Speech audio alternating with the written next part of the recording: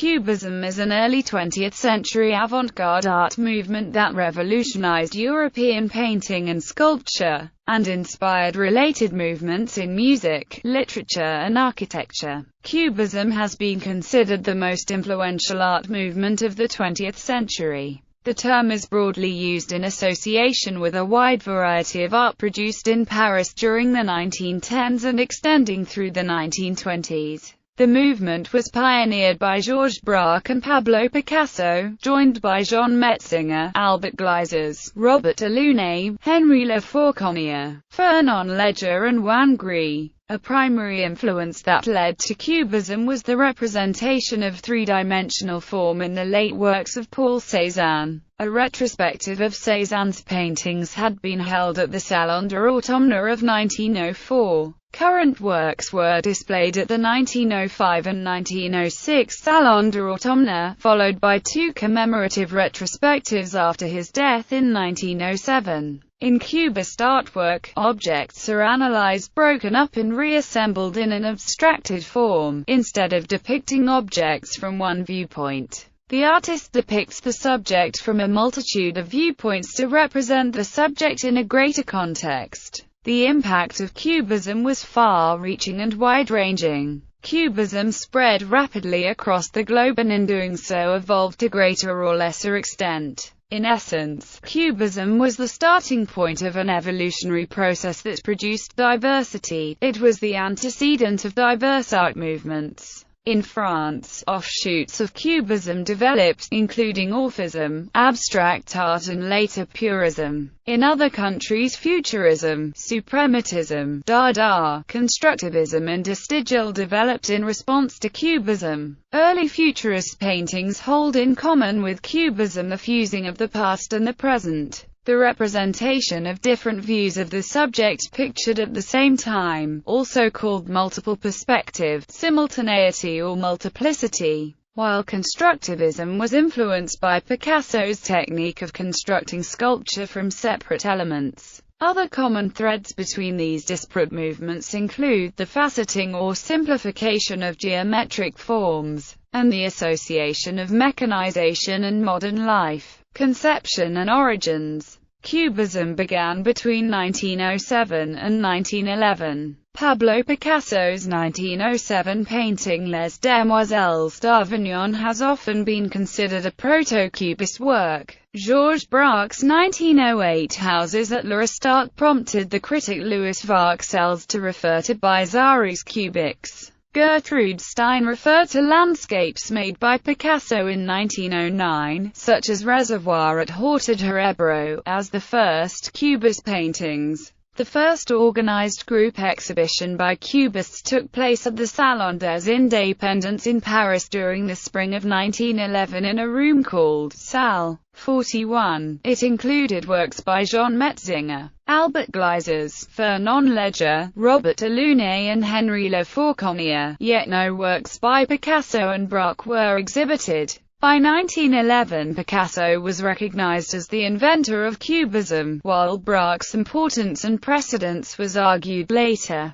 with respect to his treatment of space, volume and mass, in the l'Aristarque landscapes. But this view of Cubism is associated with a distinctly restrictive definition of which artists are properly to be called Cubists, wrote the art historian Christopher Green. Marginalizing the contribution of the artists who exhibited at the Salon des Indépendants in 1911, historians have divided the history of Cubism into phases. In one scheme, the first phase of Cubism, known as analytic Cubism, a phrase coined by Juan Gris a posteriori, was both radical and influential as a short but highly significant art movement between 1910 and 1912 in France. A second phase, synthetic Cubism, remained vital until around 1919, when the Surrealist movement gained popularity. English art historian Douglas Cooper proposed another scheme, describing three phases of Cubism in his book, The Cubist Epoch. According to Cooper, there was early Cubism, when the movement was initially developed in the studios of Picasso and Braque, the second phase being called High Cubism. during which time Juan Gris emerged as an important exponent, and finally Cooper referred to late Cubism as the last phase of Cubism as a radical, avant-garde movement. Douglas Cooper's restrictive use of these terms to distinguish the work of Braque, Picasso, Gris and Leger implied an intentional value judgment.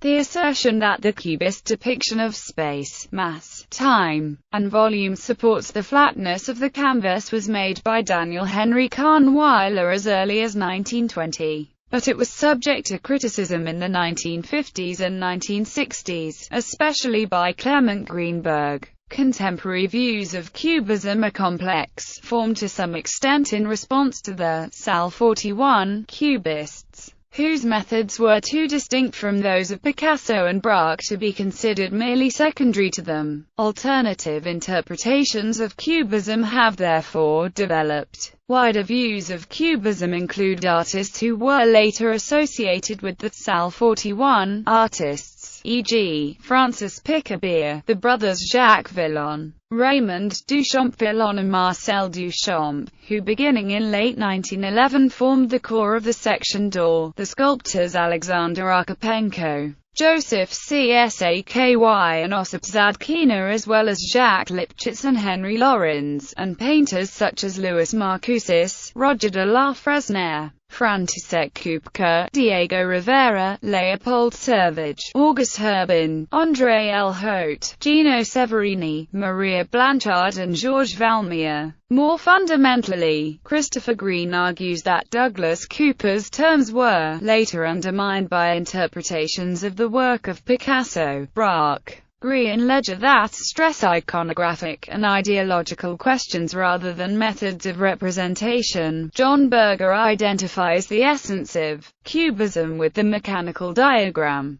The metaphorical model of Cubism is the diagram being a visible symbolic representation of invisible processes, forces, structures. A diagram need not eschew certain aspects of appearance, but these too will be treated as signs, not as imitations or recreations. Technical and stylistic aspects. During the late 19th and early 20th centuries, Europeans were discovering African, Polynesian, Micronesian and Native American art. Artists such as Paul Gauguin, Henri Matisse, and Pablo Picasso were intrigued and inspired by the stark power and simplicity of styles of those foreign cultures. Around 1906, Picasso met Matisse through Gertrude Stein, at a time when both artists had recently acquired an interest in primitivism, Iberian sculpture, African art and African tribal masks. They became friendly rivals and competed with each other throughout their careers,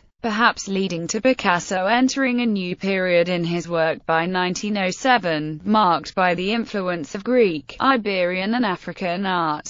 Picasso's paintings of 1907 have been characterized as proto-Cubism, as notably seen in Les Demoiselles d'Avignon, the antecedent of Cubism. The art historian Douglas Cooper states that Paul Gauguin and Paul Cézanne were particularly influential to the formation of Cubism and especially important to the paintings of Picasso during 1906 and 1907. Cooper goes on to say, "The Demoiselles is generally referred to as the first Cubist picture. This is an exaggeration, for although it was a major first step towards Cubism, it is not yet Cubist. The disruptive, expressionist element in it is even contrary to the spirit of Cubism, which looked at the world in a detached, realistic spirit." Nevertheless, The Demoiselles is the logical picture to take as the starting point for Cubism, because it marks the birth of a new pictorial idiom, because in it Picasso violently overturned established conventions, and because all that followed grew out of it. The most serious objection to regarding The Demoiselles as the origin of Cubism, with its evident influence of primitive art, is that such deductions are unhistorical, wrote the art historian Daniel Robbins.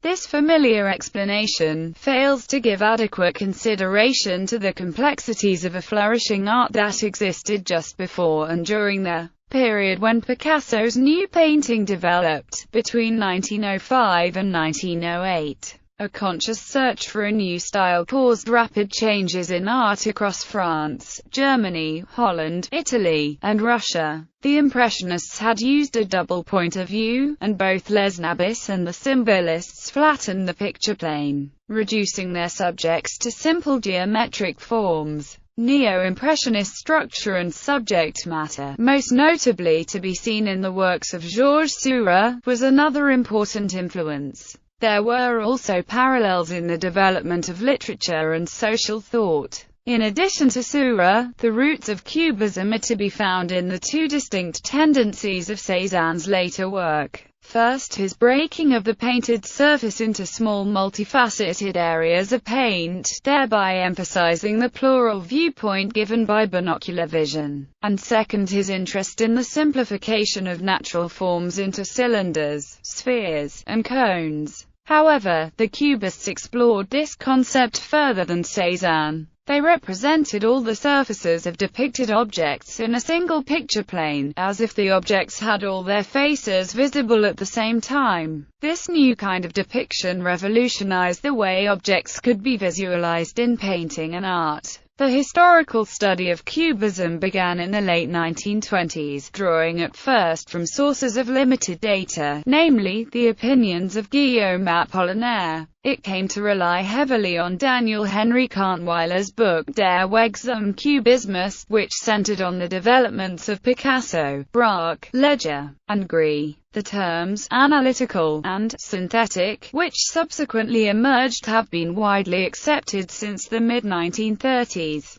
Both terms are historical impositions that occurred after the facts they identify. Neither phase was designated as such at the time corresponding works were created. If Kahnweiler considers Cubism as Picasso and Braque, wrote Daniel Robbins, our only fault is in subjecting other Cubists' works to the rigors of that limited definition. The traditional interpretation of Cubism, formulated post facto as a means of understanding the works of Braque and Picasso, has affected our appreciation of other 20th-century artists. It is difficult to apply to painters such as Jean Metzinger, Albert Gleizes, Robert Delaunay and Henri Lefauconnier, whose fundamental differences from traditional Cubism compelled Kahnweiler to question their right to be called Cubists at all. According to Daniel Robbins, to suggest that merely because these artists developed differently or varied from the traditional pattern they deserve to be relegated to a secondary or satellite role in Cubism is a profound mistake. The history of the term Cubism usually stresses the fact that Matisse referred to cubes in connection with a painting by Braque in 1908.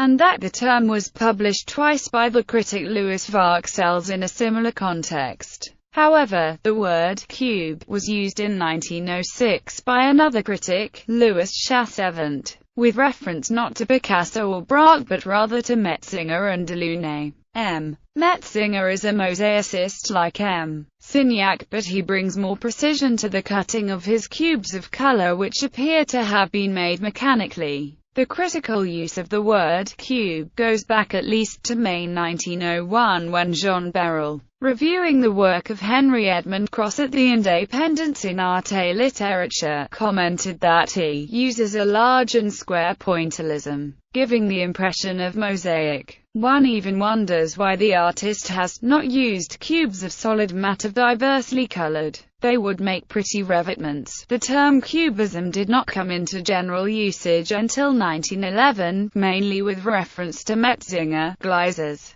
Delaunay, and Leger. The following year, in preparation for the Salon de la Section d'Or, clarifying their aims as artists, this work was the first theoretical treatise on Cubism, and it still remains the clearest and most intelligible. The result, not solely a collaboration between its two authors, reflected discussions by the circle of artists who met in Puteaux and Courbevoie. It mirrored the attitudes of the artists of Passy, which included Picabia and the Duchamp brothers. to whom sections of it were read prior to publication. The concept developed into Cubism of observing a subject from different points in space and time simultaneously, i.e., the act of moving around an object to seize it from several successive angles fused into a single image, is a generally recognized device used by the Cubists. The 1912 Manifesto du Cubisme by Metzinger and Gleizes was followed in 1913 by Les Pentas Cubistis, a collection of reflections and commentaries by Guillaume Apollinaire. Apollinaire had been closely involved with Picasso beginning in 1905, and Braque beginning in 1907, but gave as much attention to artists such as Metzinger, Gleizes, Delaunay, Picabia, and Duchamp.